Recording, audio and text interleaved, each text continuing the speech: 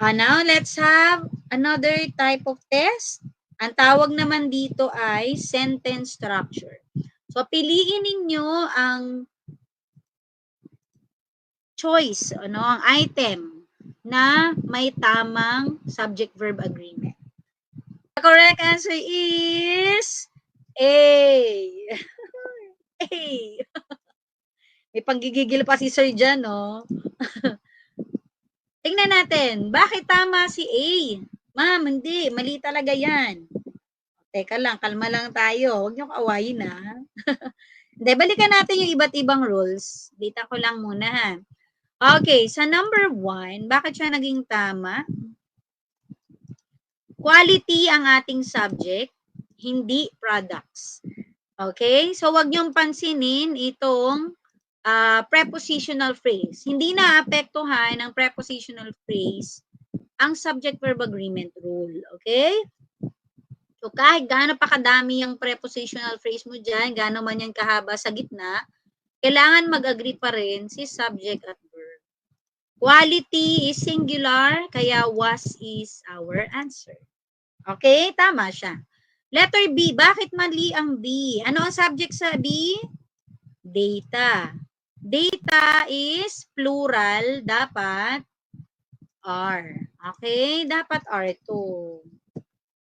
Ayan. Mali ito. Okay? So, palitan natin. R. Ano pa? Ano pa?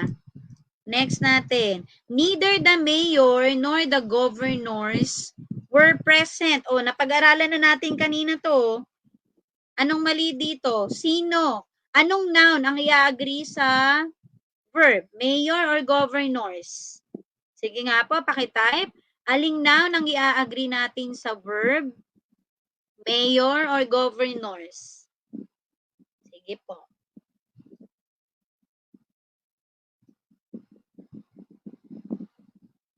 Okay, alin po ang ating closer noun? Ayan. Tsaka tingnan nyo, governors to with letter S. Ayan, maging maingat. Governors ay plural. Kaya, where is correct? Eh, teka, bakit ganun? Neither the mayor nor the governors. Anong nasa test nyo? Siguro governor lang to sa test. Tingnan ko nga. Wait lang, guys. Ay, baka mawala ako, ha. Tingnan ko yung mas nyo.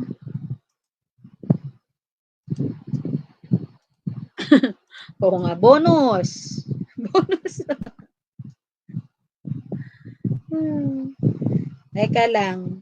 I think may typo error dito. Balikan natin yung test nyo. Anong number ito?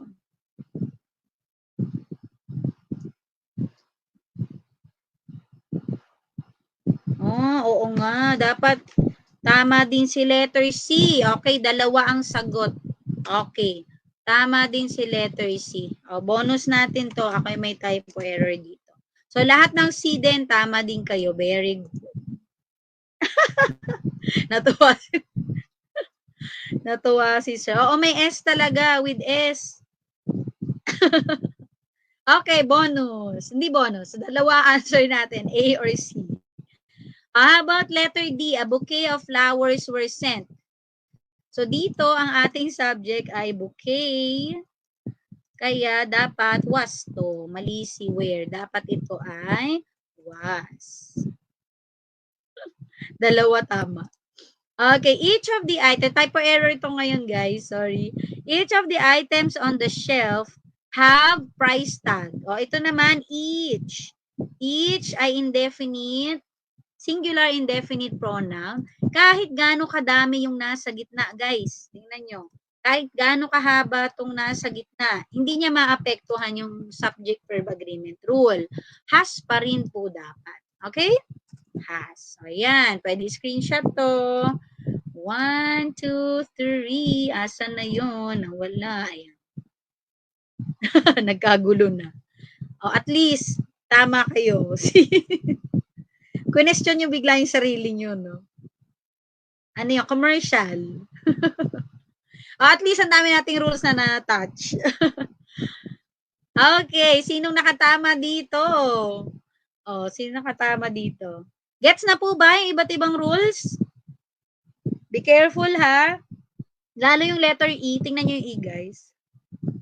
Mapagkakamalan yung ang subject dyan ay items. Pero hindi. Each pa rin po. So again, ang mga prepositional phrase, yung nagsisimula sa preposition na grupo ng words, hindi siya nakakaapekto sa SVA agreement. Subject-verb agreement rather. Okay po? Next tayo. Okay, bakit dito sa 2 ang sagot? Dito, bakit na mali yung data? Kasi nga, ang singular po ng data ay datum. Doon natin pwede gamitin ang is. Let me show you a list of irregular plural. So, may mga word na hindi nag-a-add ng S or ES para maging plural. No? May mga noun na gano'n. Ang tawag sa kanila, irregular plurals. Ito, kailangan nyo silang ma-master. No? Kailangan mong memorize tong mga to, guys. Kailangan nyo i-memorize. Look at that. Ellipsis, singular, ellipses, plural. No? So, isa lang yung change, yung difference. Yung is naging S. So, kapag ES, plural po yun. So, plural verb gagamitin nyo. Codex, codis, larva, larvae. No, i-memorize nyo to guys. Ox, oxen, oasis, oasis. So, usually pag ES talaga plural siya. May mga word naman na hindi nagpapalit ng spelling. Pareho pa rin. Singular or plural. Like swine, trout, focus, foci, woman, women, diagnosis, singular, diagnosis, plural. Okay? Magkaiba po yun. I mean, same word, pero isa singular, isa plural. Analysis, analysis, man-men. Ay, alam na natin tong iba. Apex. Ayan. We have bison, same spelling, crisis. Ito yung datum mo. Datum or datum, tapos data. So, datum is the singular. Data is plural. Series, pareho lang. So, walang serieses. Series pa rin. Ay, zoom natin. Ay, napalaki masyado. Oh, ayan. Ganyan. Nasa ano lang to guys? Search nyo lang to sa Google. Google image ko lang to nakuha. Type nyo lang irregular plurals. Ayan. Diba? Alam nyo na ibang word dyan, no? Curriculum vitae. Ayan. Tuna pa rin. Quizzes. Index, indices. Ayan po. Screenshot nyo lang guys. Ayan. Hanapin nyo to sa Google image. Ayan. Ayan. Screenshot nyo nga. 3, 2, 1. Opo, luggage din, no? Luggage pa rin. Okay. May iba pa ba kayong aram na word, guys? Sige nga, pahingi nga ako ng singular, irregular plural dyan. Yung singular form niya, tapos plural form. Para ma-share natin sa ating classmates dito.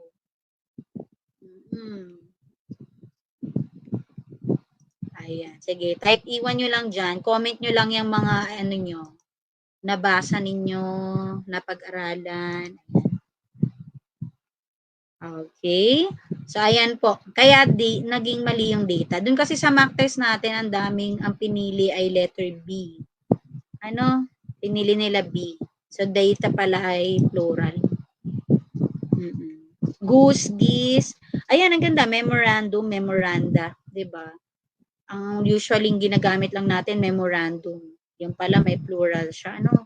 So, kailangan talaga natin magbasa-basa, lalo kung mag-exam na kayo, basa-basa sa inyong break time. Next tayo. Which sentence is correct? Again. The answer is, ayun pa, nandito pa yung mahiwagang circle ko. Okay, letter. Letter E is the answer. Opo, letter E po is the answer. Correct po kayo, correct. Bakit mali ang A? May nakita rin akong letter A. Tingnan nyo to guys. While, so kapag, puntahan muna natin to.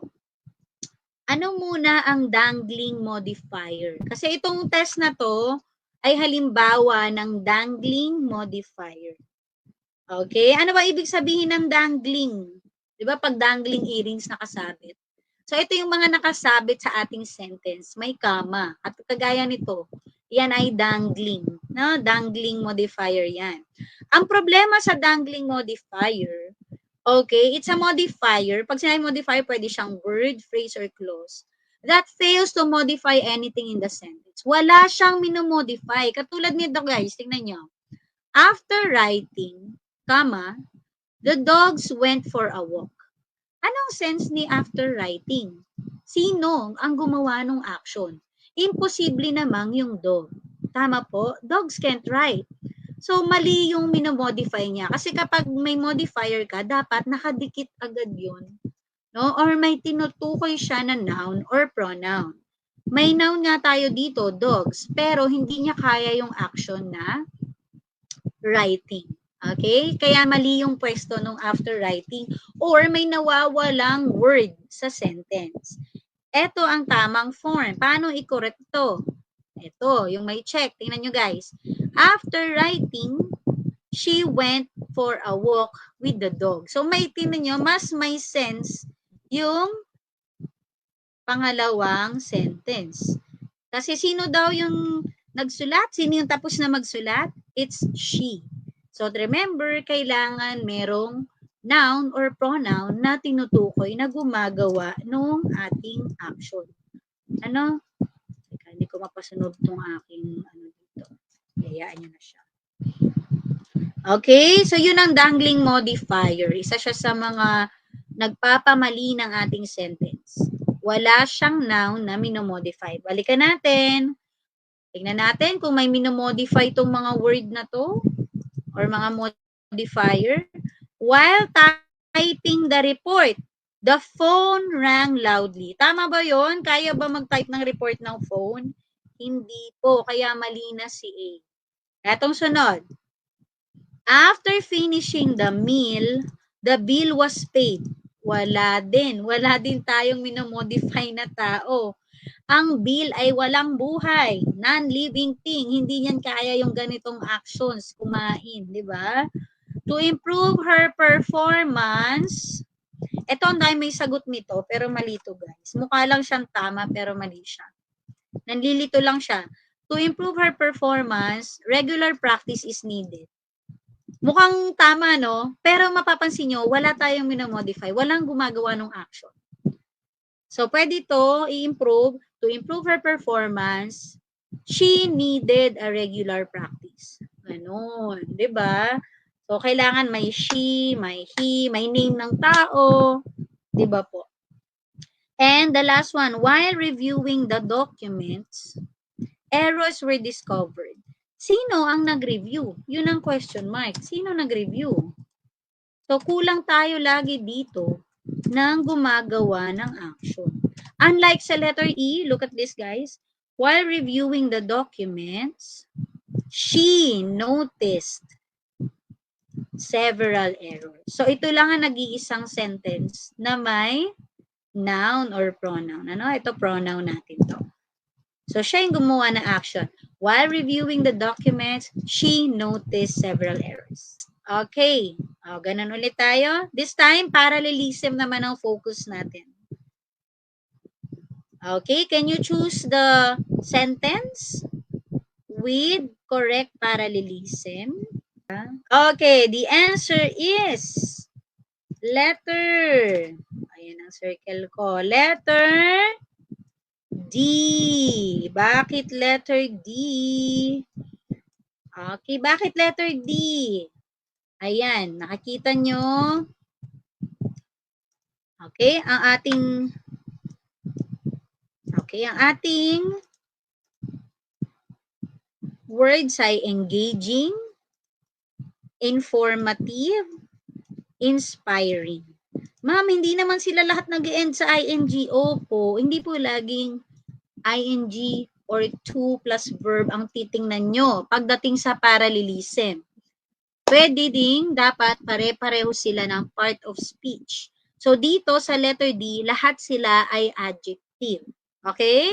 Engaging, informative, inspiring. Kaya parallel sila. Okay, yun po yung dahilan. Kaya tama si letter D. Okay? Bakit mali si letter A?